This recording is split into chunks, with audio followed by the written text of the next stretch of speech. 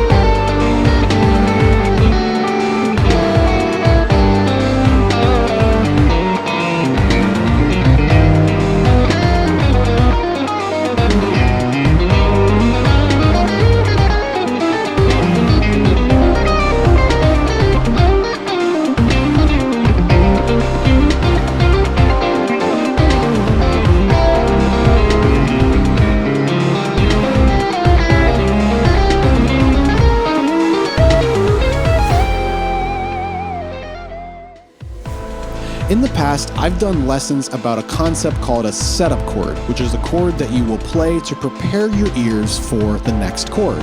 One of those setup chords was a chord I called a 5 of, meaning a dominant 7th chord that you build on the 5 of the chord that you are moving to. So if you're moving to a C chord, you'll play G7, a dominant 7th built on its 5. So G7 leads into C, just like E7 leads into A, and F7 leads into B flat, etc. In that lesson, we only talked about 5 of chords moving to major chords, but in today's lesson, we're going to talk about 5 of chords moving to minor chords. So G7 into C minor, E7 into A minor, F7 into B flat minor, etc. If you haven't seen that original video of 5 of chords moving to major, I highly recommend you watch it at the link above, because there are going to be some terms, ideas, or concepts that might not make sense otherwise. If you have seen that video, feel free to continue with this one and learn the amazing sound that is 5 of moving to minor chords. If you enjoy this type of instructional material, feel free to check out my Patreon at the link below. And now let's get on to the lesson. So there's one thing that I have to say before we start this sound that's very important. When we were playing a 5 of moving to a major chord in one of the previous lessons, the sounds and the shapes that we came up with felt pretty natural because that sound, 5 moving to a major 1 chord, exists naturally in a key. All we have to do is just look at a key, look at the 5 chord, it's a dominant 7th, and look at the 1 chord, it's major. That move exists naturally. So if I did that, let's say in the key of C, right? C is our 1, that's our normal 1 chord major, and the 5 chord would be G dominant 7th. 5 chords in a key are naturally dominant 7ths, and that would naturally move or resolve back to 1. That's the 5 of the 1. So even though we can do that sound in ways that are not in the key, like the 5 of a 4 chord, like that, the natural sound of a dominant 7th moving to a major 1 chord exists in a key, so the sounds that we hear and play are somewhat familiar. However, if we're playing a 5 chord moving to a minor 1, a dominant 7th 5 chord moving to a minor 1, that sound does not exist anywhere in a key. Let me demonstrate. So I'm going to go through every minor chord that exists in a key. So that's a 2 chord, 3 chord, and 6 chord in the key of C. And I'm going to play the 5 of each of those chords, and you'll notice none of them exist in the key. So if I'm in the key of C, the 2 chord is D minor. Let's start there. So there's our D minor. What's its 5? Go up a power chord from the root. So there's D, up a power chord. That's A. So I'm going to be playing an A dominant 7th as the 5 of the 2 chord. You can hear that setup, that pull sound. Well, guess what? A dominant 7th doesn't exist in the key of C. It would be A minor. So there's an example of that chord not existing in the key. What about the next chord, the 3 chord, E minor? So there's our E minor. Where's its 5? Go up a power chord. Easiest way to find the 5. That's B. So B7 is the 5 of E minor, the 5 of the 3 chord. But look at the chord I have, B7. Again, a chord that doesn't exist in the key of C. B would be the 7 chord or diminished chord, minor 7 flat 5, whatever you want to call it, not dominant, okay? So it doesn't exist in the key. How about the last minor chord, the A minor, right? What's its 5? Go up a power chord. So that would be E. E dominant 7th is the 5 of A minor, the 5 of the 6th chord. Same thing though, look at the chord we have, E7. That chord doesn't exist in the key of C because that chord would be minor. E minor naturally exists, but not E dominant. So that's every example of a minor chord that exists in a key, and none of them had dominant 7ths on their 5s, which means every time you play this sound, regardless of context, you will be outside of the key, at least to some extent. This is really important to know, because when you're creating ideas or shapes or melodies, the figures that you will be playing might not be familiar because they're not going to feel like any scale shape that you've ever played if you've mostly played standard like major, minor, or pentatonic. They will feel different, so you have to be prepared for that. And you have to make sure you don't fall back into your normal muscle memory of standard scales or figures that you've played before, because we're going to be playing some figures that are very different sounding and feeling. So it's really important that you know when you do this, those are going to be the actual appropriate shapes to play because we are going to be out of the key. Now you might be saying, how can we be out of the key? This sound is really normal. Like I've heard this before, C and then E7 and then A minor. I've heard that before. That doesn't sound out of the key. It doesn't sound weird at all. And that's because as human beings living in the 21st century, we are bombarded with this sound and have been our entire lives. If you watch a TV show, in the score in the background, you're probably going to hear a 5 of a minor chord somewhere. If you're watching a movie, you're probably going to hear a 5 of a minor chord somewhere. If you're watching a TV commercial, the background music might have a 5 of a minor chord. If you listen to thousands of songs by all the artists that you love, you're going to hear a 5 of a minor chord. So our ears are so used to hearing the sound, it doesn't sound weird, it doesn't sound strange, but the fact of the matter is you are out of the key when you do that. So you just have to be prepared for that sound. So now that we've got that out of the way, let's move on and figure out where this sound actually comes from. In order to figure out where this 5 of a minor chord sound comes from, all we have to do is look at the people who originally pioneered this sound. Classical composers like Beethoven, Mozart, or even as far back as Bach. So think about that. Bach was using this sound, this 5 of moving to a minor chord, something like this, the 5 of a minor chord. Bach was around before the United States was created. So think about that. This sound that we're about to talk about is older than the United States of America. It's a pretty crazy statistic. That means that this sound, not only is it super strong, but it's really important and a pivotal sound that has created entire swaths of music that have influenced culture. So it's a really important sound that you really want to understand, which is why we're doing this video. So we need to look at how those composers used this sound. Now, of course, all we're doing is playing a dominant 7th chord moving to a minor chord. However, those composers used, of all the minor chords that exist in the key, the 2, 3, or 6, those composers used one of those way more than the others. The minor chord that they almost always used, kind of surrounded their music around, was the 6th chord, not really the 2 or the 3. And the reason why is the 6th chord is like the minor version of the key. It's the minor version of the 1 chord, right? The key. So if we're in the key of C, let's say, the minor version of that key is A minor, the 6th chord. You might be wondering why. Why is it not D minor or E minor, the other minor chords? The reason is A minor as a chord and as a sound is as similar as you can get to C major versus all of the other chords. Those two sounds have identical pentatonic scales. If you look at the pentatonic scale of C major, C, D, E, G, A, It's exactly the same as A minor, A, C, D, E, G. It's just in a different order. That is the only time that exists anywhere in the key. No other pentatonic scales built on any of the other chords in a key are exactly the same as the one chord other than the sixth chord. This means these two chords are closely related, which is why you've heard the term relative major and minor. What that means whenever you hear anyone say that, that means you're dealing with two chords that have the same exact pentatonic scale and are very similar in makeup. The only difference is one of them is major and one of them is minor. So if someone said relative major and minor, what that really means is the one chord is the relative major and the sixth chord is the relative minor. And it will always be that for every key that you'll ever play in. The one chord will be the major version, the sixth chord will be the minor version. So if you want to think about it like this, if you're ever listening to a classical piece and it's like sonata in A minor or something, what they really mean is sonata in C major, but we're emphasizing or writing our music around the sixth chord, which is A minor, right? So there really isn't such thing as a different key or a minor key versus a major key. It's the same exact thing. The only difference is the music is being written around the sixth chord and not the one chord. So with that in mind, we need to think about the sixth chord and not just the sixth chord, the 5 of the sixth chord, because that's where all of the sounds that we're about to talk about really come from. So let's do this in the key of C. So here's our C, our one chord.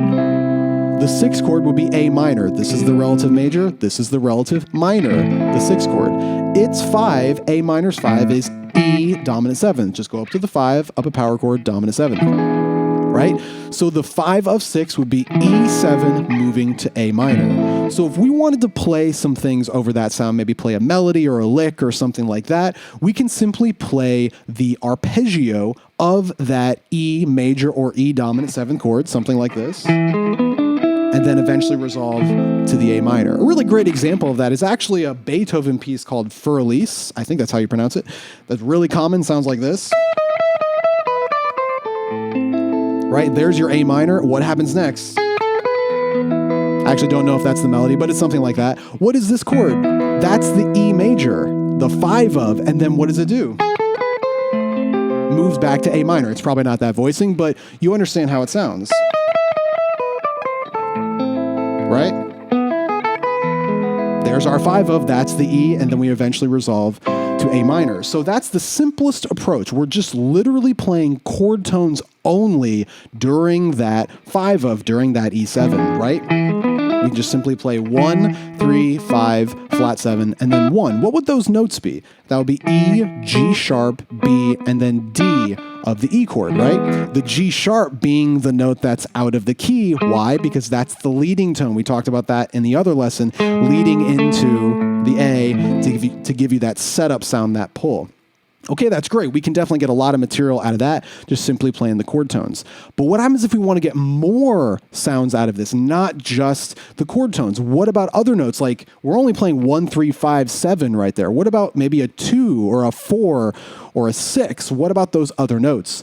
Well, this is where you get a lot of these extra colorful sounds, because what we're going to do is we're going to look at what the E naturally is in the key and pull notes from that sound. So what is the E naturally in the key of C, the key that we're in right now? E is the 3 chord, right? 3 chords are minor. So not only are they minor, they're a certain type of minor, right? The standard minor pentatonic works. So over this chord, naturally, it would be 1, flat 3, 4, 5, flat 7, right? But then also flat 6, and here's the kicker, the color note of a 3 chord, the flat 2. So our full suite of notes that naturally exist over a normal 3 chord in the key are, it's 1, flat 2, flat 3, 4, 5, flat 6, flat 7, and then 1. So what we're going to do in the rest of this lesson is we're going to play the dominant 7th off of that chord, But if we want to add other notes, we're going to pick and choose any of those notes I just listed off. So we'll play dominant seventh, 1, 3, 5, flat 7, but then we'll sneak in a flat 2. Why? Because that note is naturally existing in the key, right? It naturally exists over a 3 chord. So we get some sounds like this: 1, 3, 5, flat 7, or 1, flat 2, 3, 5, flat 7. Already immediately a really different sound, right? And again, it's not that complex because all we're doing is using the dominant seventh as our foundation and just adding in notes that exist normally over the normal 3 chord, the spot that we're building everything off of. So what we're about to do is use the dominant seventh bass, like I just said, and go through every single note that naturally exists over a normal 3 chord. So E, F, G, A, B, C, D, and E, and play each one of those notes and see what it does to the sound. So as we add in notes from this 3 chord, there are 3 notes that we don't really need to worry about because we're already playing them. That would be the E, the root, the B, the fifth, and the D, the flat 7. So we're actually not going to worry about those notes because we're already playing them, like I said. So we are going to add in the flat 2, the F, the flat 3, the G, the A, the 4, and then the flat 6, the C. So what we're going to do is add in each of those notes individually, one at a time, so we can hear what they sound like and what they do to the sound over this dominant seventh. We'll start with the flat 2. Keep in mind, it's very common to hear this note called a flat 9 instead of a flat 2, so keep that in mind. If you ever hear someone say E7 flat 9, what they really mean is flat 2, because 9 and 2 are the same notes. You can call it whatever you'd like. I'm going to call it flat 2 because that's how I personally think about it. So let's add it into the chord, a stock E7 chord first. First, we need to figure out where the flat 2 is. Really simple. Wherever your root is, move up 1 fret, you are now playing flat 2. It's that easy. So if this is a root right here, flat 2, up a fret. If this is a root right here, flat 2, up a fret. If this is a root, flat 2, up a fret. Really simple. So if I play this standard kind of E7 chord voicing with just 1, 3, flat 7, and then 1, if I take this 1 right there, if I move it up a fret, that is now flat 2. So here's my chord. Move my root up a fret. That is the chord with flat 2. So the more common name for this is E7 flat 9. Right? That's how you're going to hear it most of the time. Now, of course, if I just play it outright like this, it's a pretty dissonant chord, so you might kind of hear that and think, how could I ever use that? But remember, you have to hear it in context. This is going to be a setup chord moving to A minor. So if I do something like this, and then A minor, or maybe something like that, you can really hear, oh, it's not weird at all. It sounds more melodic because we're adding in that flat 2. Again, where is that flat 2 coming from? That is a naturally occurring note over what the E usually is in the key, which is E minor, a 3 chord. Right? We're just playing it over the context of E now being a dominant seventh because E is now functioning as a 5 of A minor, right? So let's add this into a lead now. That's what it sounds like in the chord. In the lead, it's just as easy. Here's my standard dominant seventh shape. I'm simply going to move up 1 fret every time I get to a root. So root, flat 2, root, flat 2, root, flat 2, like that. Really cool sound, right? You can already hear some of the ideas that you can come up with. Let me play a little bit over a track. You can see what it sounds like. I'll start with the chord. So here's E, E7. This track is just E and A minor, by the way. Here we go, flat 2. Right? Really cool sounds you can get from that. So that's, again, just the root, up a fret. How about a lead?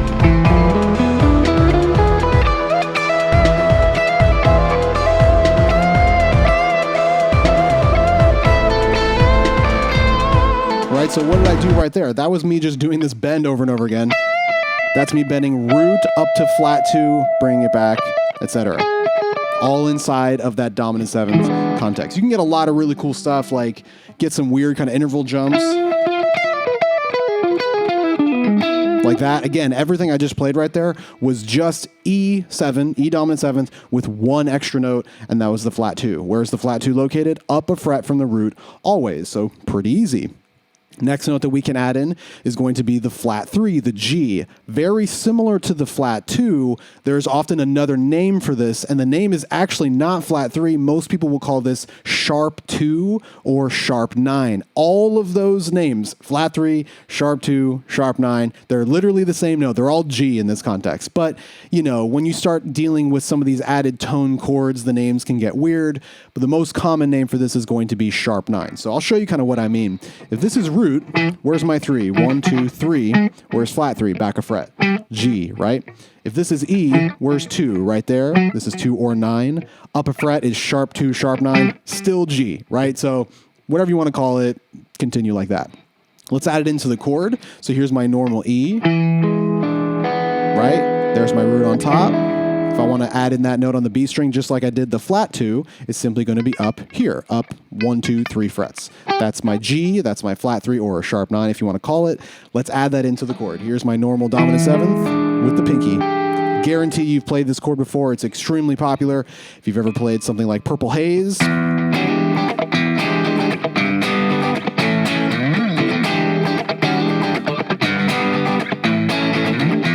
right? I'm sure you've played that song before, or you've played other songs with that chord. That is where this chord comes from. It comes from a 5 of a minor chord, the dominant 7th, and we're just adding in that flat 3 or sharp 9, if you want to call it that, because that note naturally exists in the key and in the standard E minor before we turned it into the dominant. Nice. Let's hear that over a backing track, and then I'll also experiment with a couple leads. The leads, by the way, very, very similar. Every time you play a 3, simply add in the note that's back 1 fret, right? The flat 3 or the sharp 9. So that would sound like this.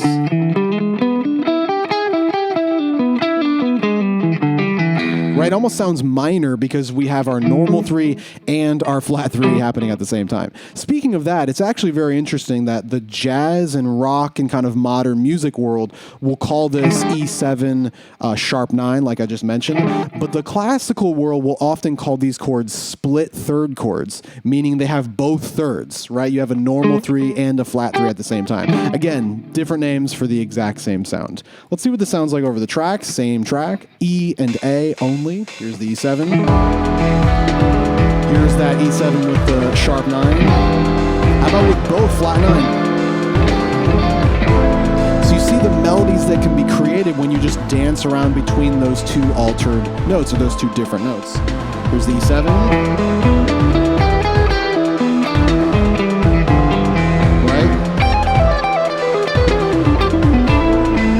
A lot of really cool sounds you can get by sneaking in that flat 3. It's definitely a stronger sound, I think, than the flat 2. It's more dissonant, but it's up to you to figure out how you want to use it. Again, everything I just played right there was simply E dominant 7th, adding in that one extra note, the flat 3, or you can call it the sharp 9, whatever you want to call it. Next note is going to be the 4. That's the A. Now, this one's a little interesting because the A is the root of the chord that we're resolving to. So it's almost like when we play it, we're foreshadowing the next chord. I will say it's not the most kind of intense sound. So if you're going for an more intense sound, you might want to leave out the A because, again, that's the note we're trying to resolve to. So if you play it too early, you might be kind of spoiling the sound. Again, it's up to you to figure out if that's what you want to do. Let's hear it in a chord context. So that would sound like this, E7. There's the A on top. Again, pretty strong in the chord context because the whole point of this chord is leading to the A, but if we put it in the chord, it's kind of like we're spoiling the resolution. Again, completely up to you to figure out if you want to do that. But it can work, it can work really well in a melody kind of context. Something like that. I'm just kind of messing around with adding in some of the notes on top. Right? And then resolving. So you can definitely sneak it in there if you want. What about in a lead context? Where is the 4? Up a fret from the 3, always. So 1, 3, 4, 5, flat 7, 1.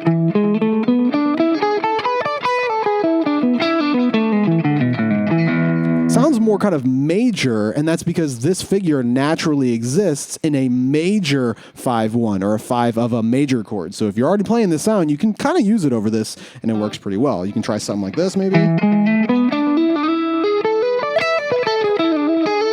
Right, kind of a cool sound. Let's see what it sounds like over a track. Here's the A minor, standard A minor.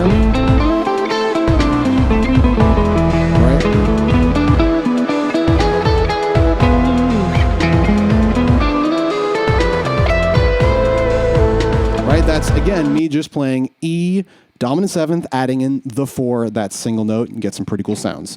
All right, one more note, and that will be the flat 6. Very similar to some of the other sounds I'm talking about.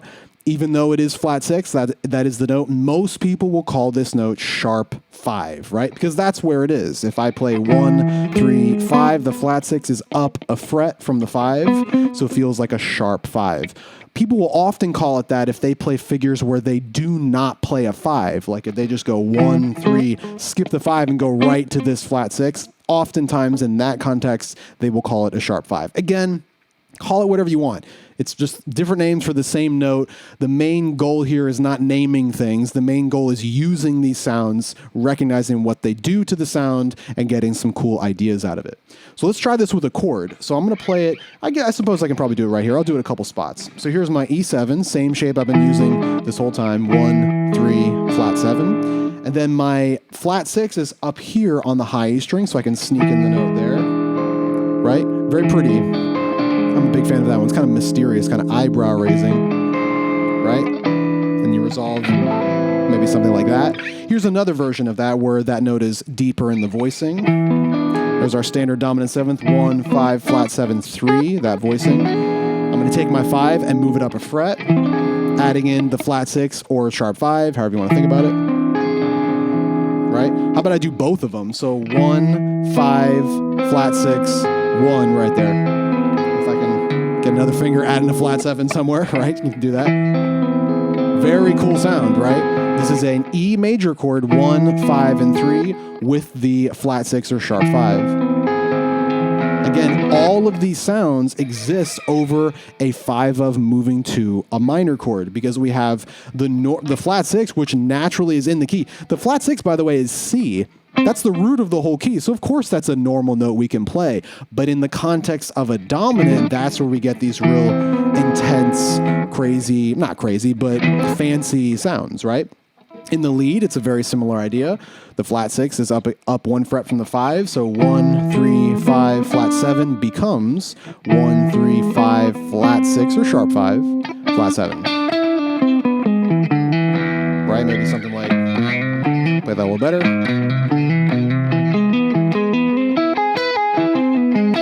Right? There's a really common figure that a lot of people play. You'll hear this. I feel like I just watched like a video game trailer that had that exact sound in there, right? It's like major but mysterious. And that straight up comes from that note 1 fret up from 5. So used in a ton of different things. It's extremely common. So let's hear what this sounds like over this track. Same track. E7. Here's the chord, right? Let's do this one. Right? Real fancy sounding. Let's try it in the lead. So here's our A minor. Here we go.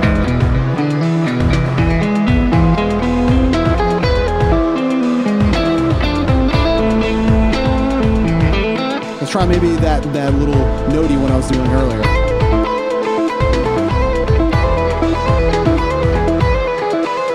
Right?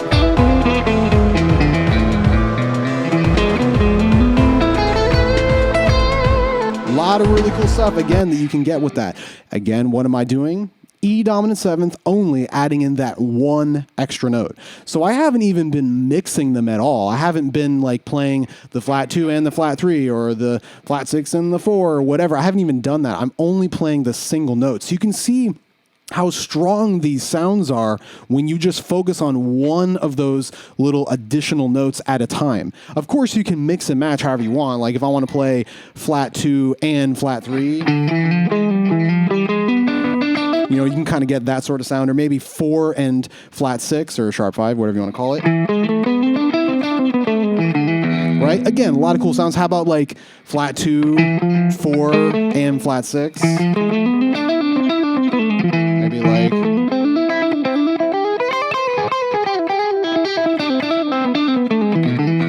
Again, all these sounds are very cool.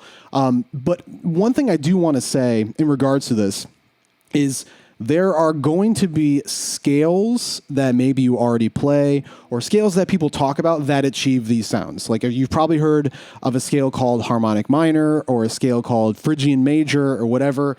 And all of those are great. There's nothing wrong with learning those because they will give you these sounds. However, I highly recommend that you do not practice this stuff thinking about scales. Do not think about scales when you're doing this, because if you just think about a scale and just kind of let your hands run through the scale, you aren't thinking about the notes, right? And the notes, those really interesting sounding notes like the flat 2 or flat 6 or whichever ones you like, they're just in there and you're not thinking about them, right? You're just kind of letting them happen. If you instead think about those notes individually, there are so many sounds that you can unlock by just targeting those sounds one at a time. And you can kind of mix and match the notes however you want, and you'll know exactly what it sounds like and why it sounds like that, right? There's a specific sound, at least, that I tie to adding in the 4 of the E dominant.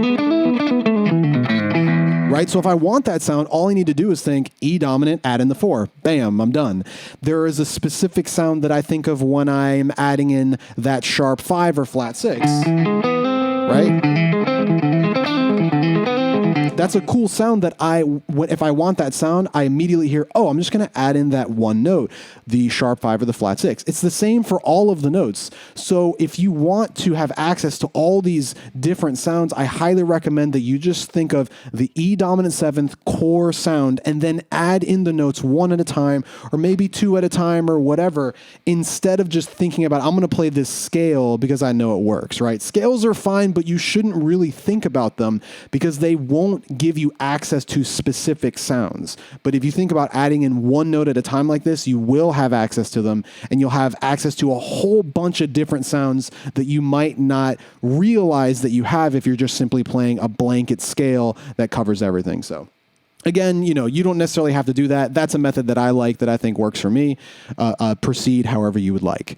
So with that in mind, all of that stuff, really great sounds, a lot of cool stuff we can do in there. But there is one more thing that I want to talk about that'll kind of tie off this lesson. And I'm going to talk more about it down the road. I just want to get you started with it because it's a really, really popular and really awesome pretend chord that we can use over this sound. Okay, so how we're going to build this final pretend chord over this E7, we're going to play all of the strong notes that we just talked about, plus the leading tone at the same time, and see what sound we get. So we're really just only playing these really strong notes, the flat 2, the flat 3, the flat 6, and we'll keep in the leading tone so we retain that pull to resolve to the A. Well, we are not going to play the A, though. Remember, the A is not necessarily a strong note because it's the note that we're about to play. We're playing all these other strong notes that build that tension. So let's play all those notes in a row. So here's the flat 2. Here's the flat 3. Remember, this is all over E, by the way. Flat 2, flat 3, normal 3, right? Our leading tone that takes us into A. And then I'll play the flat 6 right here. Right? So over E, all those notes sound like this. Right? Very, very tense, strong sounding notes. But look what they are when I play them by themselves, just one at a time. That probably sounds like a familiar shape. It feels like F minor. It feels like 1, 2, flat 3, 5 of F minor.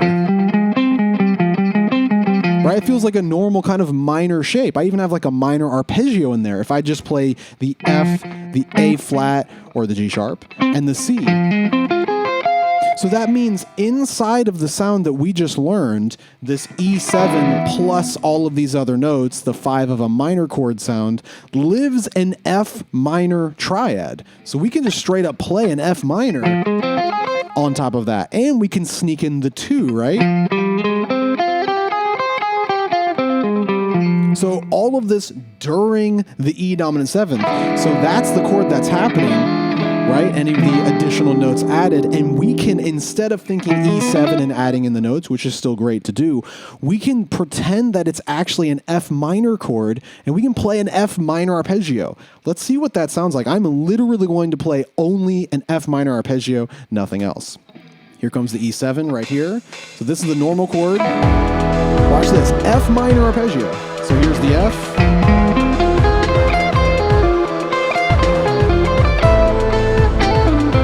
And of course you resolve back to A minor.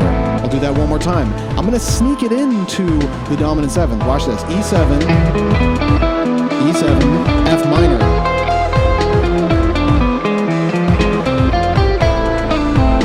Back to A minor. So what I did right there is I played E dominant 7, just walking up the arpeggio. Then I slid into F minor, right? Went back into E7. Then I slid into E minor again right here. Added in the 2 on top. And then resolved to A, right? You see how cool that sound is, and not only is it cool, but now I have all of these minor ideas that I've practiced my whole life that I can use in a totally different context. I can pretend that it's a minor chord and play those ideas instead of the dominant stuff that I just worked on, or I can mix and match, kind of like what I just did. And where is this F? It's up 1 fret from where we're playing the dominant stuff. So here's the E7, and all I need to do to play this pretend chord is literally move up 1 fret, start playing minor arpeggio or minor with a 2. Interesting. What is this sound in the key that we are in? We're playing an F minor.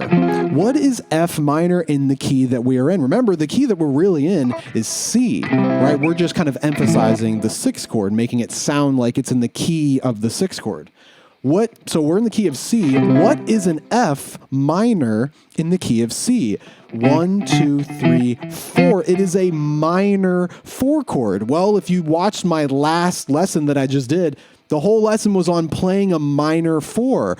So that whole concept that we talked about in that lesson can be applied here as well. It's just a totally different context, right? We're pretending the chord is F minor, even though it is E7. And the reason why we can do that is because all of the notes of this F minor triad exist in this sound that we're creating right here. And we can take it one step further as well. Right now, we're only really playing an arpeggio, or maybe an arpeggio with a 2. So 1, 2, flat 3, 5 of F. But what happens if we wanted to fill it out a little bit more? Well, there are some other notes we can play, right? Check this out. 2, flat 3, 5. Now, remember, what is the chord that we're actually playing right now? It's E7. Well, take a look at these 2 notes. What are these 2 notes? That's the flat 7 of the actual chord that's happening, and then the root of the actual chord that's happening, D and E. What happens if we just put those notes into our F minor sound? See what happens, right? We're just playing notes that exist in this sound. We're just thinking about it in a different way. What do we have? 1, 2, flat 3, 5, normal 6, normal 7. What is that? That's really similar to F melodic minor, one of the options that we went over in that last lesson where we talked about the minor 4. Right? That's straight up F melodic minor. I'm missing 1 note though, right? I have a 1, a 2, a flat 3, a 5, a 6, and a 7. I don't have a 4. What would the 4 be in normal melodic minor? 4 would just be a standard 4. 1, 2, 3, 4, right? What is this note? This note is B flat. That is not in the key. That is a new note that is outside of the key, right? We had the G sharp from the E7, the leading tone leading into the A, and now we have a B flat, another note out of the key. But look where that B flat is. Remember, this whole sound, we are leading into A. That's the whole point of this, playing all of these crazy sounds over the E7 leading into the A minor. What are the notes that we have that are out of the key? Literally only 2 in all of these sounds that we're playing. There are only 2 notes that are out of the key. Originally, there was only 1. In the previous part of this video, the only note that was out of the key, even though we had a bunch of crazy sounds, the only note that's out was this G sharp. Every other note was in the key, and that was the leading tone into the A. But now with this new F melodic minor, we have 1 more note that's out of the key, and that's B flat. Where is B flat? Up a fret from the A. So when we play this sound, we have the note back a fret from the A and the note up a fret from the A. So we're like extra resolving to it because we've got the A right here and we've got both notes on either side eventually moving into the A. That is the sound that you get when you play F melodic minor. 1, 2, flat 3, 4, 5, natural 6, natural 7. I can pretend that is the chord that's happening even though the chord is actually E7. Watch this. Here's the track. I'm going to do that exact same thing. A minor. Here comes the E dominant. I'm going to play F melodic minor right now, straight up.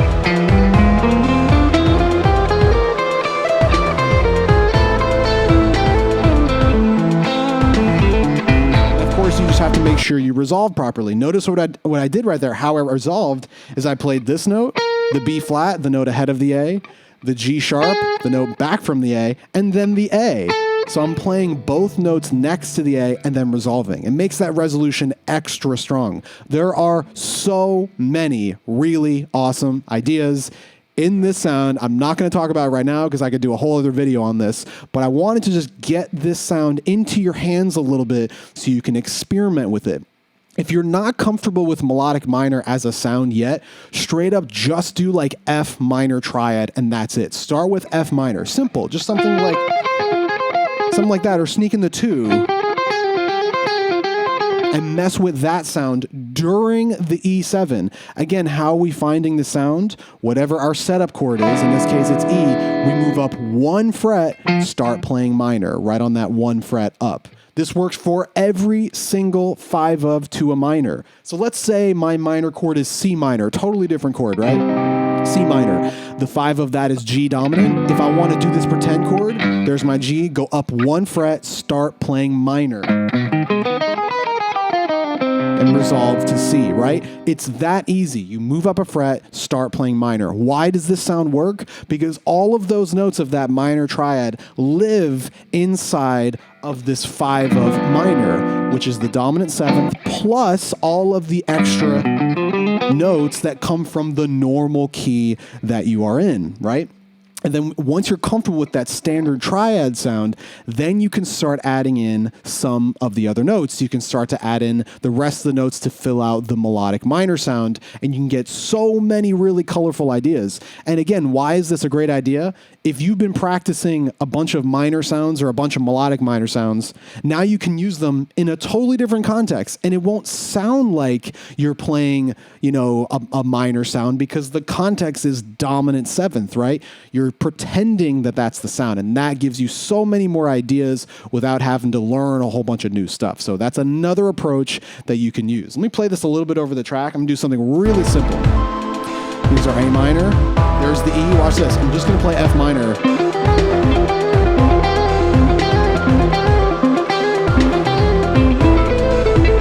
But how easy is that? I'm playing F minor, that same figure, and then I just move up to A minor, play the same figure, right? Here's F minor, something like, something simple like arpeggio, maybe just like that, something like that.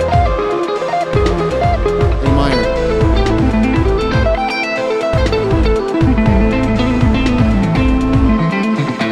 F minor.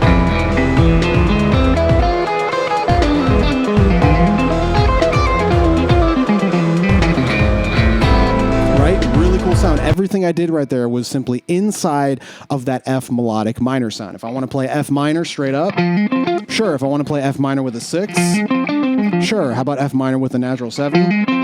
Sure, I can do all of those sounds because they naturally live inside here. And all of this works over that standard 5 of moving to a minor. So start really simple, very bare bones, just like arpeggios, sneaking them in, maybe have a standard E dominant 7th idea, and then just slide in real quick to an F minor triad, just up a fret minor, and then back to A minor and continue like that. If you want, notice I'm playing F melodic minor. I'm not playing like F pentatonic, by the way. I mean, you could, I suppose, That's a different sound. You're getting some more notes that are out of the key. And there's some really cool sounds you can do in there. But I actually would force yourself to not do that just yet. Start with the standard triad F minor and then build out the melodic minor. Remember 1, 2, flat 3, 4, 5, natural 6, natural 7. Build out that sound and then experiment with some other things. So yeah, a lot of stuff for today's lesson. You don't have to do all this stuff at once. Feel free to revisit this lesson, go over different concepts. I highly recommend, however you approach this stuff though, is think about the individual notes that you are playing and what they do to the sound, where they're located, easiest ways to play them, create licks with them, etc. And you will be much better off for it, I promise you. Hopefully all this stuff makes sense. If you guys enjoy this type of instructional material, feel free to check out my Patreon at the link below, and I'll see you guys in the next one.